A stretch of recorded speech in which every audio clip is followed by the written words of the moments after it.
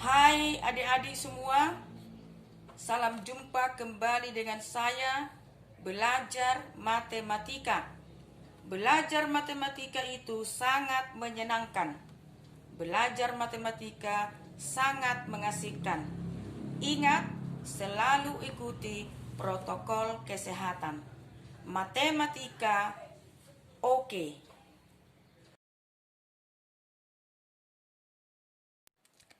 Materi kita adalah hubungan dua himpunan.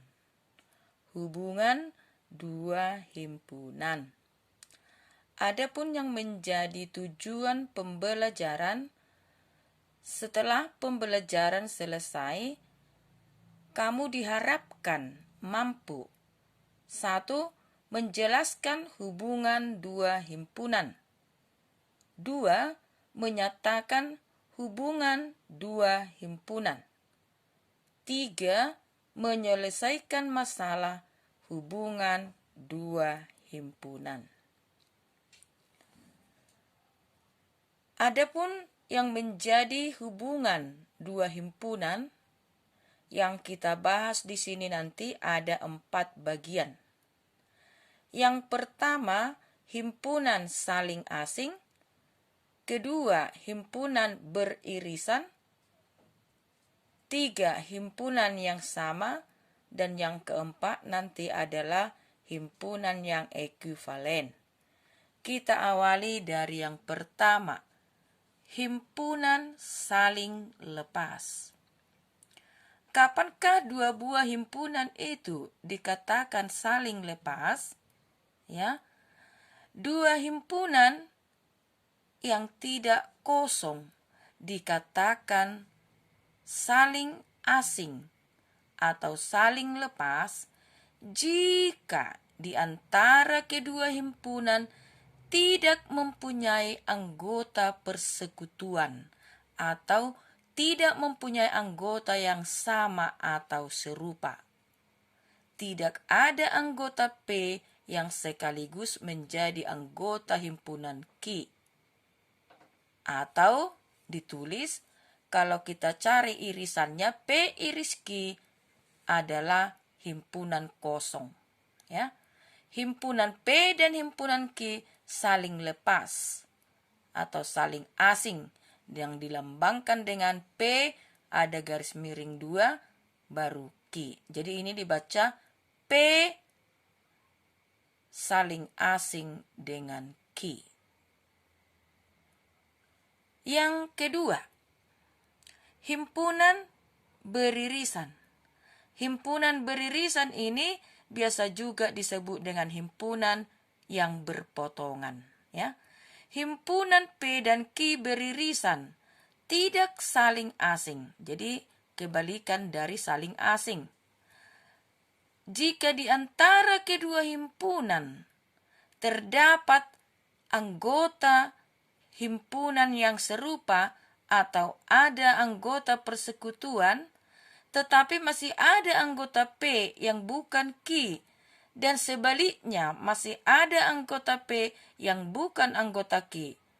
Seperti pada tabel yang sudah kita pelajari pada minggu yang lewat, pada pertemuan yang lalu, ya. Maka dikatakanlah dia himpunan beririsan, ya. Himpunan beririsan atau berpotongan. Kalau ada himpunan P dan Q, anggotanya serupa atau sama. Yang ketiga, himpunan yang sama.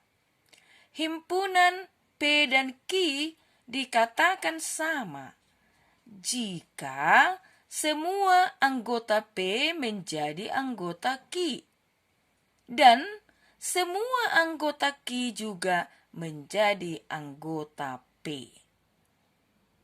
Jadi dikatakan himpunannya sama apabila anggota di kedua himpunan tersebut sama.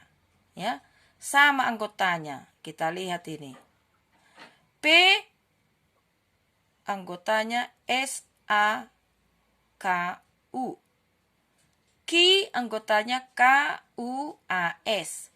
Saku, kuas. Kalau tidak ada komanya ini, maka ini tidak sama ya, karena tidak sama saku dengan kuas. Jadi kalau dipisah dia tiap huruf dengan koma, maka kalau kita perhatikan anggota-anggotanya di sini S, di sini S. A, K, K, U. Semua yang ada di P ada juga di Q. Semua yang ada di Q ada juga di P. Maka dikatakan himpunannya sama. Yang keempat, himpunan yang ekuivalen. Kita lihat dulu dari contoh ya. H anggotanya 1, 2, 3, 4. I anggotanya 4, 5, 1, 2. Apakah NH sama dengan NI? Kalau kita lihat N-nya sama ya, di sini 4, di sini juga 4. Apakah H sama dengan I? Jelas tidak sama. Lihat, di sini tidak ada 5-nya. Di sini di himpunan I ini ada 5. Ya. Di himpunan I ini tidak ada 3. Tapi di H ada 3.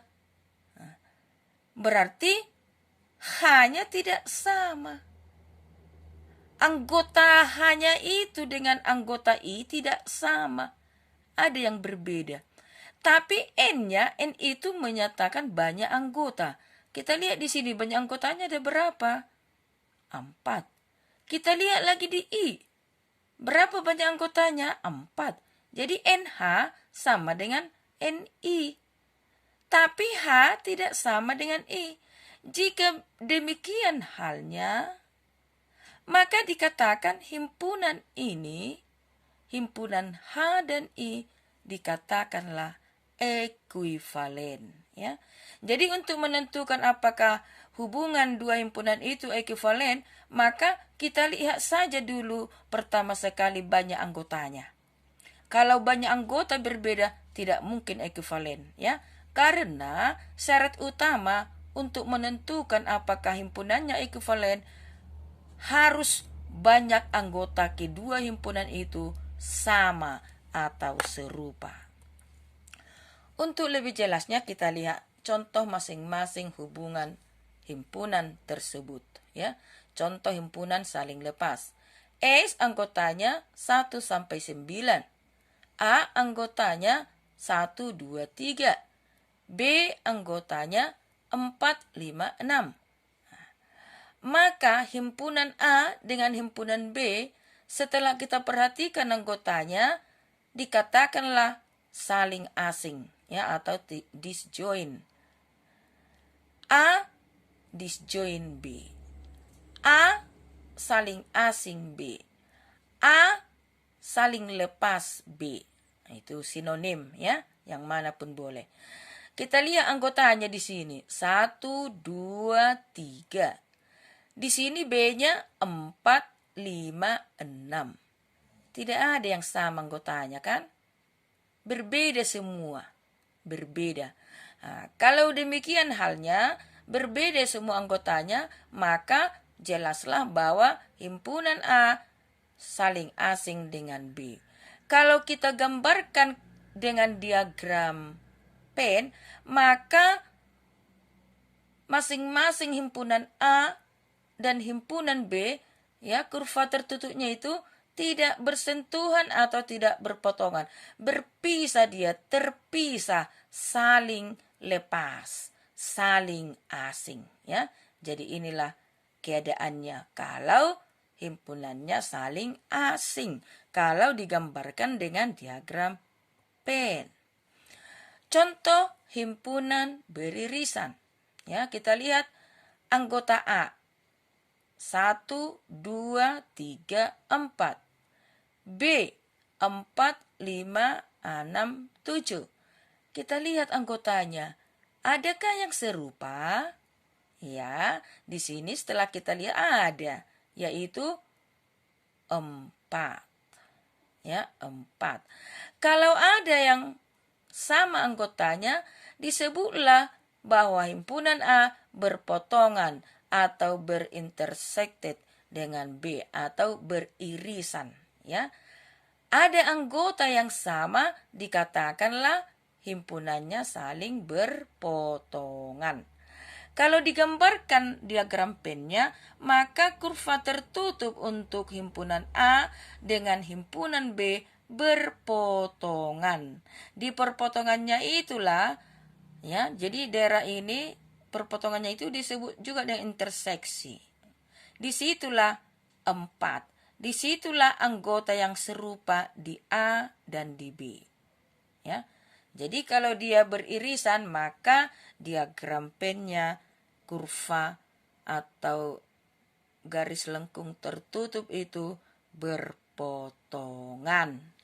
Kita lihat contoh himpunan yang sama. Ya. Lihat himpunan A, anggotanya 1, 2, 3, 4. B, 1, 2, 3, 4. Lihat dulu anggotanya. Samakah semua anggotanya? Kalau sama, berarti himpunan A sama dengan B. Kalau digambarkan diagram pennya, maka hanya satu kurva tertutupnya untuk yang dua himpunan tersebut. Ya, kita lihat di sini. Jadi tidak perlu kita buat dua kurva tertutup. Kemudian di kurva A kita tulis anggotanya 1, 2, 3, 4. Baru satu lagi nanti di sini kita bikin lagi 1, 2, 3, 4. Itu tidak perlu. Cukup satu kurva tertutupnya, maka ditulis di atasnya atau di sampingnya A sama dengan B. Berarti himpunan A sama dengan himpunan B karena sama anggotanya. Yang berikut contoh himpunan yang ekuivalen, ya. Perhatikan himpunan A, anggotanya 1, 2, 3. Himpunan B 7, 8, 9. Nah, antara himpunan A dan himpunan B di sini disebut ekuivalen. Kenapa? Nah, karena tadi syarat himpunan yang ekuivalen kan bahwa banyak anggotanya sama. Lihat di sini. Di sini berapa banyak anggotanya? 3. Di sini juga banyak anggotanya 3. Kemudian kita lihat anggotanya. Harus berbeda semuanya. Tidak ada anggota A di B. Sebaliknya tidak ada anggota B di A, ya. Jadi tidak ada yang serupa. Berbeda semua anggotanya, tapi banyaknya serupa, sama-sama 3. Jika demikian halnya, maka dikatakanlah himpunan tersebut ekuivalen.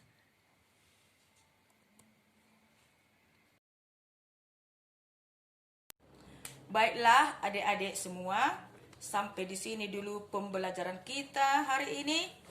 Semoga apa yang kamu pelajari berguna untuk masa depanmu. Tetap semangat. Oke?